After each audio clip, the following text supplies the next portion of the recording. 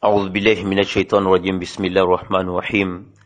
الله أكبر الله أكبر الله أكبر الله أكبر الله أكبر الله أكبر الله أكبر الله أكبر الله أكبر الله أكبر ما لاحت أمارات الفلاح على من قصد بيته الحرام.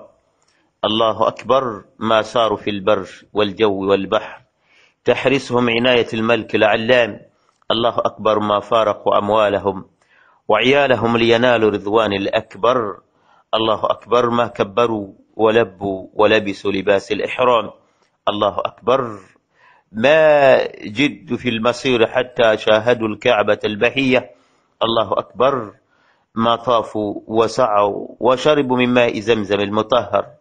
الله أكبر ما هامت بهم مطايا الأشواق إلى العرفات. الله أكبر ما ابتهلوا فيه إلى الله وغفر لهم جميع السيئات. الله أكبر ما وقف بالمشعر الحرام شاكرين الله على ما هداهم إلى معالم السعادات. الله أكبر ما وصلوا إلى منى ورموا الجمار ونحروا هداياهم وحلك كل أو قصر. الله أكبر سبحان من أغدق عليهم سحائب الرحم والغفران. الله أكبر من متعهم بزيارة الحبيب سيد ولد عدنان. سبحان من أسعدهم بالسلام على المختار وصاحبيه وأجزل لهم الإحسان. سبحان من بلغهم المقصود وتمم لهم الحظ الأوفر. الله أكبر الحمد لله الذي عطر ألسنة بذكره وشغل القلوب بحبه. لا إله إلا هو الكبير المتعالي. وأشهد أن لا إله إلا الله وحده لا شريك له جعل الأعياد مواسم الإحسان ورضوان. وأشهد أن سيدنا محمدا عبده ورسوله المبعوث بصفوة الأديان. اللهم صل وسلم وبارك عليه وعلى آله وأصحابه الأمجاد. أما بعد abampuliriza tuli ku lunaku olwa Eid al-Adha al-Mubarak oluvannyuma lw'okutenda omutonzi Allahu tabaraka wa ta'ala n'okusaalira kuweekitiibwa Nabbi Muhammadi sallallahu alayhi wa sallama. wa kullu aamun wa antum bi khayr. buli mwaka mbeere mirembe, buli mwaka Allahu tabaraka wa ta'ala abeerenga ababundugulira ebyengera okuva gyali. nasalu llaha subhanahu wa ta'ala an yu'ida misla hazihi al-ayami alayna wa ala ummati al-islamiyya bil-yumni wal-barakati. tusaba Allah akomyewo ennaku ezifaanako bwe ziti gye tuli n'eri umma ya nabbi Muhammad sallallahu alayhi wa sallama okutwaliza ewamu. inna ajalata az-zaman taduru wa nahnu naduru ma'aha. akapiira akeetoolooza ebiseera keetooloola, twetooloola nako. famunzu shuhuru emyezi egiwedde mabega kunna nastaqbil au nasta'id liistiqbal shahr ramadan. twali tweteekateeka okwaniriza omwezi gwa Ramadaan. thumma jaa Ramadaan bwe yamala nejja. thumma inqada Ramadaan neggwako. thumma jaa Eidul Fitr al-Mubarak. Eid al-Fitr al-Mubarak neyimirirawo eyo ejja oluvannyuma lwa Ramadaan. thumma ha hiya ajalatu zaman taduru. akapiira k'omulembe kaakano keetoolodde. wa uhilla alayna Eid al-Adha al-Mubarak. tuli ku Eid al-Adha al-Mubarak. Allahu akbar. omwaka oyinza okwewuunya olabanga ebyokusaaga naye ng'ate biba bya ddala. ennaku zivaamu wiikisi ne zivaamu omwezi, emyezi ne givaamu omwaka. waliwo ebyetoololeraawo. Allahu bihi alim. Allah yasinga obimanya. ogenda okulaba ekyana kyewalabijjo omwaka oguwedde nga kinanaagira tekisobola kwogera, kati kyogera ebigambo bivaayo. okiyita ne kiyitaba, okigamba gamba bwoti ne kyogera mu mwaka ogwo. abataabadde bafumbo omwaka gwo guno ogenda okubasanga nga mukyala gundi. abadde omwaka ogwo nga sibalina baana ogenda okuwulira taata gundi, ogenda okuwulira maama gundi. omwaka ogwo ogenda okulaba badde ku butaka kati bali bunaayira bali ku mawanga ogenda okulira aligindi agira nti gwe nayitako omwaka oguwedde ng'ali eyo. Subhanallah, ebyetooyera mu mwaka tebirojjeka. Omwaka omulembe gwetoola, biseera byetoola bwe biti, ogenda okulaba omwaka ogubaddewo gugenze, omwaka omulala nga guyingiddewo. Eidun al adha, idi eno yamanyikwange gye twakazaako nti idi enkulu oba idi ey'okusala ebisolo. Omubaka sallallahu alayhi wasallama lamma hajara ila almadinati almunawwara, bwe yasenguka n'agenda mu Madina, kana li ahliha yawmaani yal'abuuna fihima, abantu b'omu Madina waaliwo ennaku bbiri nga ziri awo za katemba bazizannyira mu buzannyizi nga bakola katemba waabwe. Faqaala ma hadhaani lyawmaani, omubaka n'abagamba nnaku ki ezebbiri ze mwafuula nga za katemba, nnaku ki ezebbiri ze mwafuula emizannyo?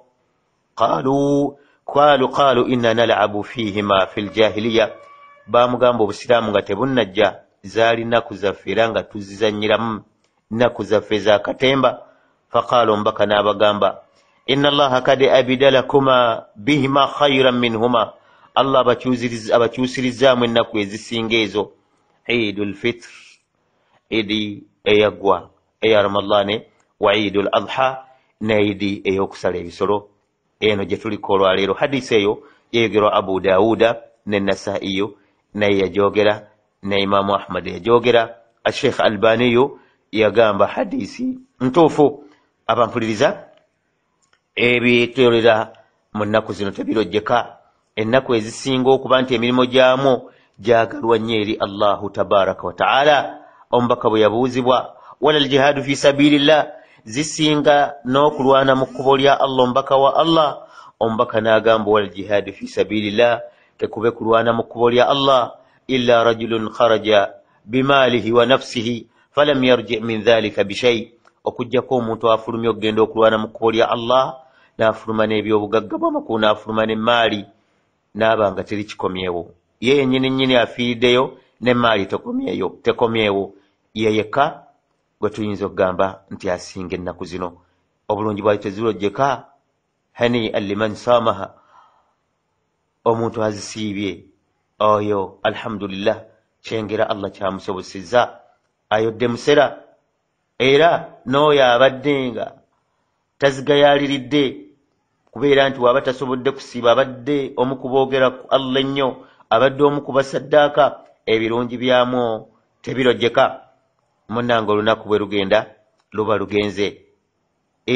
Kati yalugayaliridde aba akyayinza kulugjawa olunaku olwarafu olwojjo, ennaku 10 zonna oyo twogerera mu lwa 10, kati omwendo oguwedde emabega atalina kyakoleddemu.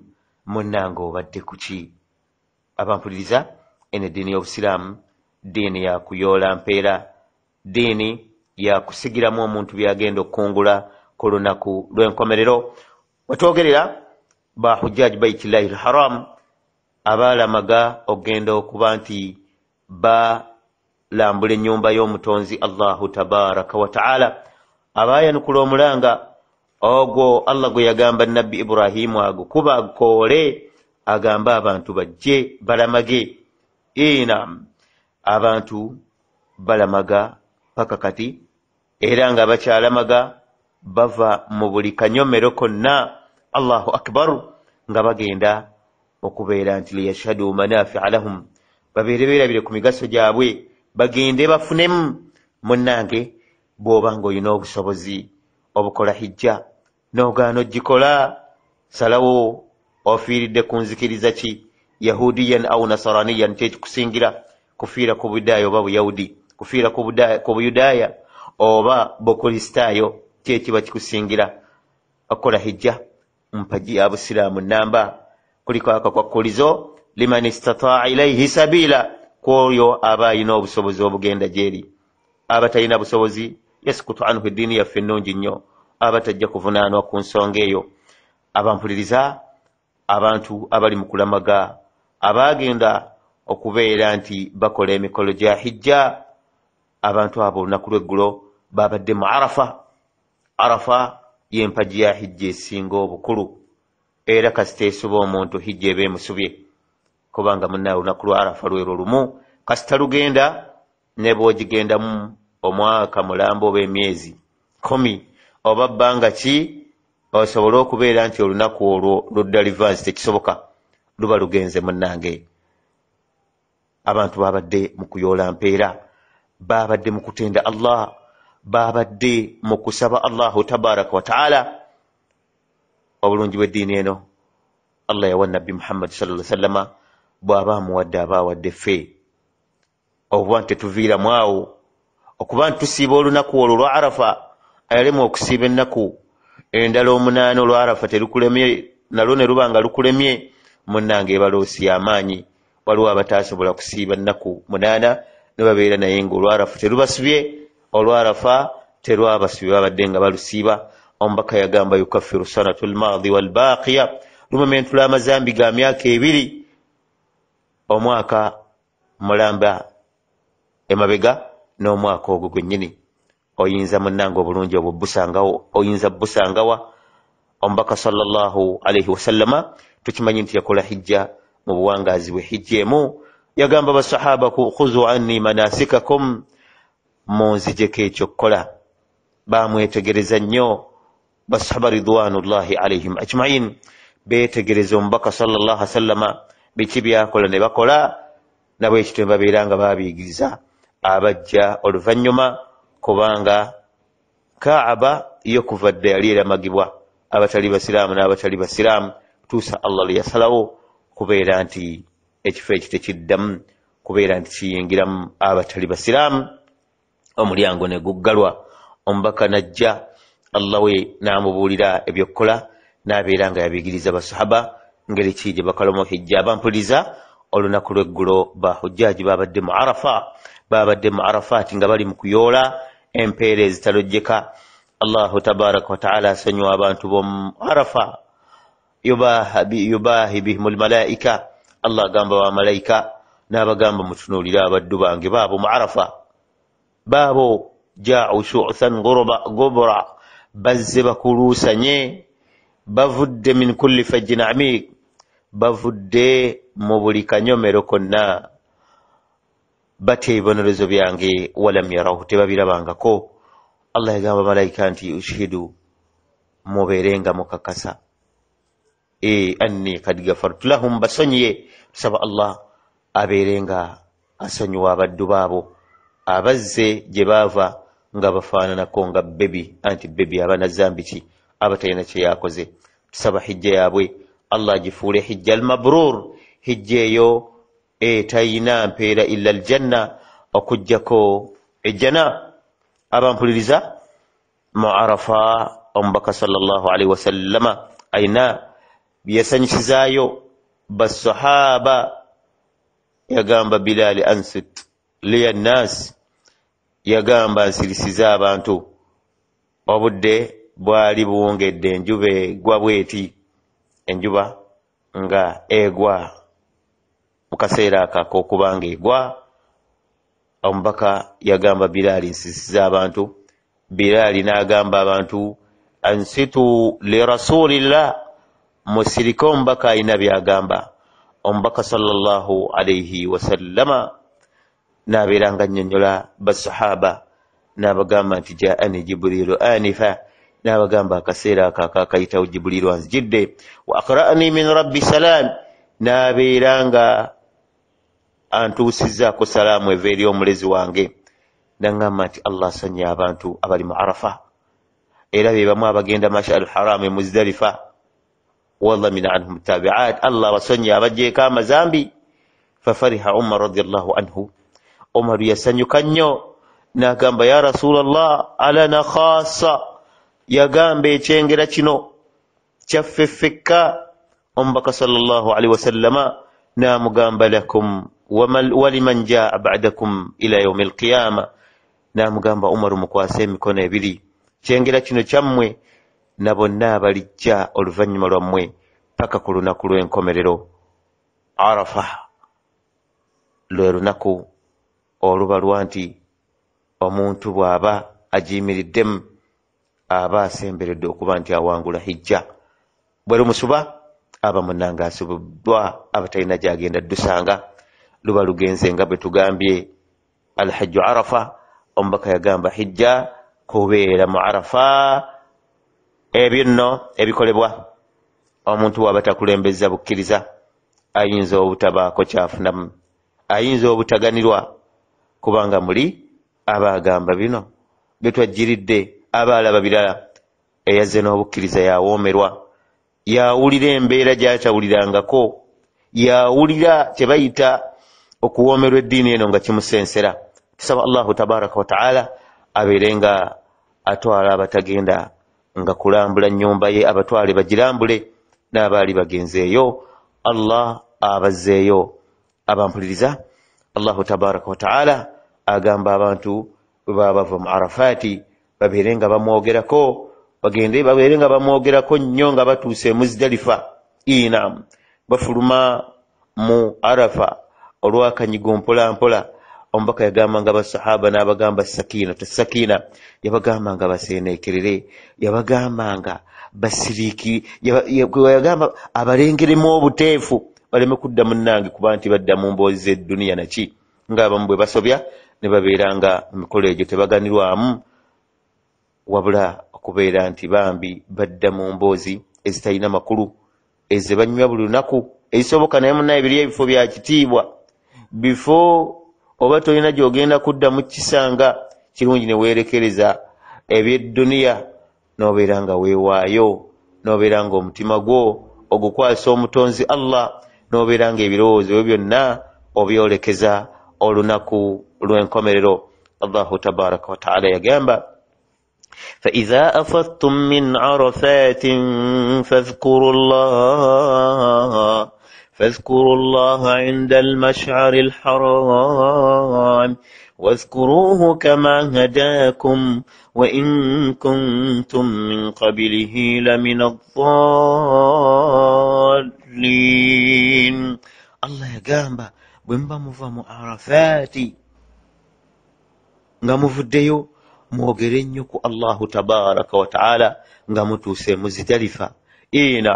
Omubaka sallallahu alaihi wasallam waliwo okusaala subuhi ali Muzdalifa, kuba we basula Muzdalifa wasulwa weebakawokko oba oyagadde okeesezaawo, bw'oba oyagadde weebakawo kye weebaseewo, naye nga tekyetaagisa kuyitawo nga tokikoze.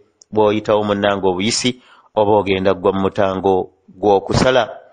Allah nagamba mwogereko nga mutuuse Muzdalifa, Mash'ar al-Haram ya Muzdalifa, mbeere nga mwogera ku Allahu tabaraka wa taala nnyo, kubanga Allah yabalungamiza omuntu munnange agenze kolo gya hijja. Si busobozi bwe, si kusobola nnyo, era si kutetenkanya nnyo, era si kuba nti kekibe kiyandibadde agenda. Allahu tabaraka wa taala yamusobozesezza. Abantu munnange baali tebalina kye bamanyi, Allahu tabaraka wa taala yabamanyisa.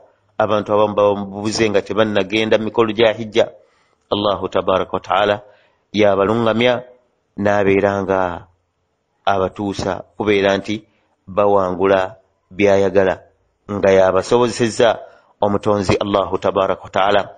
Abampuliriza ba hujjaji baitillahi al-haram, abantu abaalamaga ennyumba ya Allah olunaku olwaleero bali muna. Olunaku luno olw'emuna lwe lusinga okukolerwako emirimu gya hijja. Ffe lwe tulina eno nga lwayidi, era ekirala empeera zetuyoola omuntu aba alina obusobozi obusala. Allahu akbar, eddiini yaffe Mungu muyinza. Bali eri bayoola e Saudi Arabia, naffe eno osobola okuyoola mpozi ng'oganye buganye. Abampuliriza, ebigambo bye twogera tubyogera bibeerenga bizibula amaaso amazibe, bibeerenga bijja mu matu agalimu envumbo, bigajjemu envumbo, ne bibeeranga bizibula emitima egiyinza okuba nga gyasaanikibwa, oba oliawo biba tebigasiza muntu leero biyinza omugasa enkya. Abampuliriza, abaddu ba Allah n'abazaana ba Allah ba haji bali emuna babadde bakola emirimu gino era nga bakyagikola. Omulimu ogusookera ddala kwe kuba ekiwaji ekinene. Omulimu ogwokubiri kwe kubeera nti basala ebisolo. Omulimu ogwokusatu okusala enviiri ezimalako oba okutoolako ku basajja. Omukyala asalako ekigero ky'olusongezo lwonne mpozi n'okuba nti bagenda kwetoola kye bayita tawaafu ifaada, okwetooloola okw'empagi. Okwetooloola okwo kwatteeka mpagi okwetooloolwa olwaleero. Ebintu ebyo ebina bye twogedde, omuntu bw'akolako ebisatu ku byo abeera avudde mikolo gya hijja okusooka, era asobola okubeera nga adda mu mbeera eyo gye yalimu nga tannaba kuba nti ayingira emikolo gya hijja makulu, okubeera nti asobola okuba nti akola ebibadde bimuzira okuggyako okugenda mu nsonga z'obufumbo. Ekyo takikola okuggyako ng'ebintu ebyo bina byonna abikoze. Obutabiriraanyisa kikkirizibwa kuba kyagwawo mu maaso g'omubaka sallallahu alaihi wasallam amakulu mu hijja ye. Abantu bajjanga omubaka wa Allah ate nze nsala emusaze omutwe nga sinnasala kisolo, omubaka amugamba inharu au idhhab wala haraj, tewali mutawaana. Ate nze omubaka wa Allah nsoose kusala nga sinnakuba kiwaji, omubaka n'agamba if'al wala haraj, kuba ekiwaji ermel jabal, kuba ekiwaji tewali mutawaana. Sallallahu alaihi wasallama bw'atyo bwe yali ayanguyiriza basahaba be ku byali bibazitoyeredde, kubanga munnange senga kyali kyatteeka okuba nti bigendera mu tartibu, ti ebintu ebyo muteekwa bikola nga mubiranyisiza, oba oliawo bwandibadde buzibu bunene. Ebirojjeka mu nnaku zino, ebyogero ebiri mu nnaku zino tebirojjeka, bingi byetoolera ku nabiyillahi Ibrahim. Allah yamwogerako n'agamba inna Ibrahima kana umma, Ibrahimu yekka omu bw'ati yali azitowa kibiina kiramba. Naam, omusajja yasinza Allah ng'amusinziza mu bantu abasinza amasanamu, ne batuuka n'omuteekako ekyobulabe ekyokwagala okubeera nti bamwokya. Fanajjahu Allahu tabaraka wa ta'ala, Allah n'amwonya. Allah n'abeera nga yamujja mu buzibu obwo. Ibrahim yatya omutonzi Allahu tabaraka wa ta'ala. Allah okutuuka omwogerako nti yali azitowa kibiina, kitegeeza obukkiriza bwali bwa kika kya waggulu. Ebimukwatako biyitirivu mu nnaku zino, era bangi bayirimula nga bannyonnyola abantu ekyafaayo kya Ibrahim okusala omwana we Ismaila gwe yayina mu bwannamunigina bw'ati, era gwe yazaala fil kibari, mu myaka egy'obukadde. Allah agezesa abampuliriza, teweewaana n'obukkiriza nga Allahu tabaraka wa ta'ala tannaba kugezesa. Bangi omusanga ng'alengera abantu bonna bali wansi za ngatto ze, bali wansi wa ngatto ze, ng'abalengera tebalina kye bali mu kutya Allahu tabaraka wa ta'ala. Abalengera agamba imaani, bano basaaga busaazi, tebasiramukanga na kusiramuka, naye ng'ebyaddala tagezesebwanga. Allahu tabaraka wa ta'ala agezesa. Ekikulu kya byonna kumusaba nnyo nti bw'aba agezesezza oyiteko bigezo bye. Nabiyillahi Ibrahim Allah yamugezesa. Bwe yamugezesa nabyo mwalimu okusala omwana. Ekigezo ekyo kyali kizito nnyo, naye wallahi yakituukiriza Ibrahim. Omwana we omubwannamunigina, omwana akuliridde mu myaka abaana bwe basanyusiza bakadde baabwe, alootanga Allah mugamba asala omwana we. Tukimanyi bulungi endooto z'abannabbi ziba haqqa, mazima meereere. Laba omwana bw'abeera ng'ayamba ku taata we. Wallahi ni'mal ab li ni'mal ab, ni'mal ibni wa ni'mal ab. Kyali kyengera kya taata era kyali kyengera kya mwana. Omwana yayamba ku taata we ng'amugambye nti Allah ndagidde okusala. Empisa z'obusiraamu zaali zikulemberwa bannabbi. Nabiyillahi Ibrahim yali asobola okuva omwana we enkoto n'atema butemi, naye yamunnyonnyola ekiriwo, n'asanga omwana nga mugonvu muzibu, n'agamba ya abati fa'al ma tu'mar satajiduni insha Allahu minas sabirin. Taata, kola kyoyagadde, kukikola ekikulagiddwa, ojja kunsanga mu bagumiikiriza. obutuufu bw'ensonga yasangwayo mu bagumiikiriza. Omwana yakkiriza taata we abeere ng'amutuusaako Allah kyalagidde taata we kikola. Teyagamba nti nno amusale nga taata we yamugamba nti inni ara fil manami anni adhbahuk, naloose nga nkusala. Kiba kitegeeza omwana yandigambye nti nsala, wabula yabugamba kola ekikulagibwa ne wabaayo ekisinga kunsala, kyoba okola ebyetoolerawo biwanvu. Abampuliriza mukkirize biiznillahi tabaraka wa taala tubenga tuwunzika ne khutuba ya nabbi sallallahu alaihi wasallam yasoma Arafa era yagisome Muzdalifa. Eri awo ebigambo byayo kalila bitonotono bwe bityo. Ebigambo biri khalilatul binya au qalilul binya bibala naye nga wafirul maana au almaani bijjudde amakulu togalabangako. Omubaka sallallahu alaihi wasallama yabyogerera mu Arafa. Tugambye omubaka yakola hijja emu mu buwangaazi bwe. Hijja eyo yali ya ttendo. Omubaka teyaddayo kola hijja, waayita ebiseera bitono n'abeera nga yasisinkana omutonzi Allahu tabaraka wa taala. Yayiri mulamba oba yababuulira n'abagamba inna dimaakum, mazima omusaayi gwammwe, wa amwaalakum, n'ebyobugagga byammwe oba sente zammwe oba emmaali yammwe, haramun alaikum ka hurmati yaumikum haza, temugezaako okweryaza amaanyi. Kiri haramu okubeera nti mwekubirayo, kiri haramu okubeera nti nno mweryaza amaanya. Omubaka nga tannatuuka ku bigambo ebyo yabuuza basahaba, ng'ababuuza fi ayi baladin nahn, yabagamba tuli mu kitundu ki.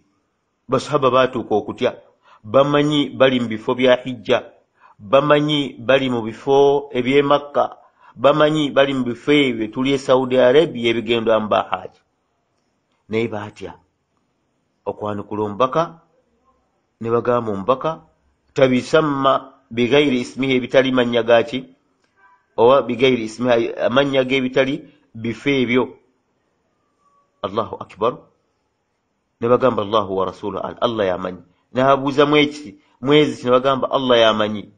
Buli kye babuuza nga bagamba Allah yamanyi. Omubaka n'abagamba okweryazaama, okweyiwa emisaayi n'okweryaza amaanyi maali yammwe kya mizizo, kiri haramu buli nga emizizo gy'olunaku lwammwe luno, olunaku olwa Arafa, olunaku lwa bbeeyi, olunaku lwa ttendo, olunaku lwa mizizo.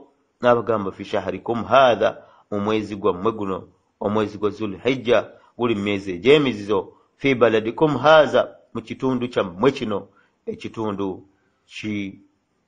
kyekitegeezebwa kyekyo ekitundu munnange kikolebwamu egimu ku mikolo oba ku mirimu egikolebwa mu mikolo gya hijja amakulu. Olulimi oli bw'aba agambye Makka luba lutambula kubanga yakulembera, ebisigadde ne tubeera nga tubyogera kino. Naye nga bw'oga nti omuntu yagenda Makka oba onnyonnyodde ebintu biyitirivu nnyo mu lulimi olwo, kubanga Makka waali ewali Kaaba yeetooloolwa, naye omuntu munnange agenda mu Arafa, agenda Muna, agenda Muzdalifa, yonna yonna ebitundu ebyo bisobola okuba nti omuntu olulimi olwo lukola ki, luzingwa. Naye omubaka we yali asomera khutuba mu Arafa, era khutuba y'emu kigambibwa yagiddamu e Muzdalifa. Omubaka sallallahu alaihi wasallama n'agamba ala kulli shay'in min amri al-jahiliya tahta qadami mawdu', yagamba ebintu byonna ebibadde byetoololera mu mulembe gw'ekibuyabuya ng'obusiraamu tebunnajja biri wansi wa bigere, mbitadde wano amakulu abijjeewo. Naam. Wa dimaa'ul jahiliya mawdu'a, yagamba n'okwolera emisaayi gino egy'ekijahiliya, embeera eno y'okuba nti bantu batta mu bannaabwe omuntu. Abawarabu paka kati wakyaliwo abatambulira ku mbeera zino, naye ng'omubaka yazipinga. Imanyi omubaka yazijjawo okwolera. Famire gundi yatuttamu nabo bajja kuttayo omuntu. Era bw'abanga eyattibwa ewaabwe wa bbeeyi bajja kunoonya wa bbeeyi, tebamala gatta. Bakino omubaka yagamba ebyo byonna byonna biweddewo. N'agamba wa inna awwala damin adau min dimaa'ina dam ibn Rabi'a ibn al-Harith, yagamba n'omusaayi gwaffe gwe tubadde tubanja omusaayi gwa Rabia mutabani wa Hadi olyo lulombaka banyi munnange ebintu bitambulira mu families bitambulira mu ndyo fe abaagundi fe abeegindi bwe bityo ombaka munnange naye yalina abantu be mwava yalina olulyo olwo yalina abantu be baaga nti bano bantu bange n'agamba kana mustawdi'a fi bani Saadi faqatalatuhu Huzaila omwana yali ayonsebwa mu bani Saadi nattibwa n'agamba wariba aljahiliya mawdu' n'agamba n'enkolegana sente nyongeza ebadde mu mali riba ng'obusiraamu tebunnajja ebyo pakuva kati ebyaliwo byonna kati biri wansi wa bigere n'agamba wa awwalu riban adau ribana ombaka yagalanga nnyo okwesookerako era okulaga ekyokulabirako ku basahaba mu mbeera ezeetaaga okuba nga akikola n'agamba riba yetusooka okuba nti tugisiibula ye riba ya Abbas bun Abdul Muttalib yali taata we muto ebyo byonna tubyesonyiye ombaka alina embeera ey'okukuba ebyokulabirako olutalo lwe Badiri Abu Jahali bwe yavaayo n'abeera nga ajjayo ngwanguli mu jjeerye omubaka sallallahu alaihi wasallam bwe yali ajjayo ku saidi yasookera ku baaluganda lwe kuba munnange oba oli awo omubaka abeera kuba nti abantu b'oluganda lwe abasembye emabega bandigambye ono duniya gy'anoonya nga bwe tulaba olwaleero teri muntu mu bafuzi naddala abafuzi be tugamba nti bazibu asobola okubeera nti abantu be bamu maaso babeera mabega baba si bangu bakutuukako omubaka si bwe yali yakulembezanga ab'oluganda lwe mbeera nga kitala kitegeeza amakulu kufa era ekyo kyekimu ku byanyweza obubaka bw'omubaka ebyanyweza okulaga nti omubaka sallallahu alaihi wasallama eddiini gye yajja nayo ye y'amazima omubaka n'agamba nti riba eyo fa innahu mawdu'u kullu byonna bisiibuddwa fattaqullah n'agamba abantu fattaqullaha fi nnisa mutye Allah ku bakyala mutye Allah ku bakyala bammwe mubayise bulungi muleke bafuula nga batali bantu fa innakum akhastumuhunna bi amanillah abakyala bano mwagenda okuba nti mubafuna bintu byalimu okubiyingiza mu Allah wastahlaltum furujahunna bi kalimatillah okutandika n'ab'ensonga z'obufumbo waliwo ebigambo ebyogerwawo ng'obujulizi obwo bukolwa mu maaso ga mutonzi Allah ng'omukyala ava eri agamba nti obusiraamu bwatumala kisizaffe obusiraamu bwatuma nga biki biwama omubaka yuno teyeerabira bakyala mu hijjatul wida Allahu akbar era agamba abasajja kubeera nti bayisa bulungi bakyala baabwe omubaka n'agamba walakum alayhinna alla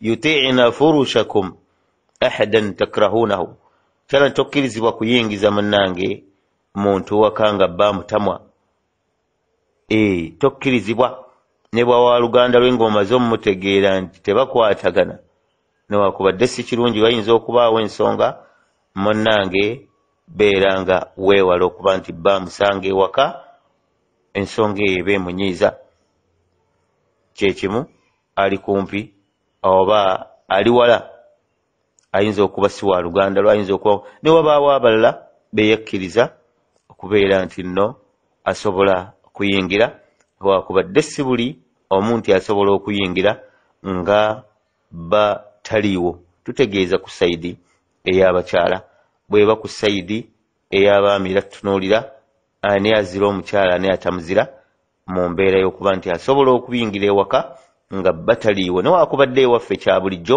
nti abantu bayingira ewa bannaabwe mu mbeera ezifaanaganako bwe zityo ti mukwano gwe naye nga mukwano gwe oyo taliiwo mbu biki bwe bityo bitera okuvaamu n'ebitali bituufu abampuliza omubaka yagamba abakyala bwe baba nga bazzeemu engeri ye mpisa ezitali za mulembe kubeera nti bayingiza abantu bemutama infa'anna dhalika fadribuhunna darban ghayra mubarrih mubakube naye ng'olukuba olwo terumenya terukosa terwonoona kubisakaswa ki oba kigoyegoye. walahunna alaykum rizquhunna wa kiswatuhunna bilma'rufi, okubalabirira kwammwe n'okubambaza. Era tokkirizibwa kulangira mukazi mbu omwambaza, era tokkirizibwa mulangira mbu omuliisa. Bibyo biri mu nsingo zo.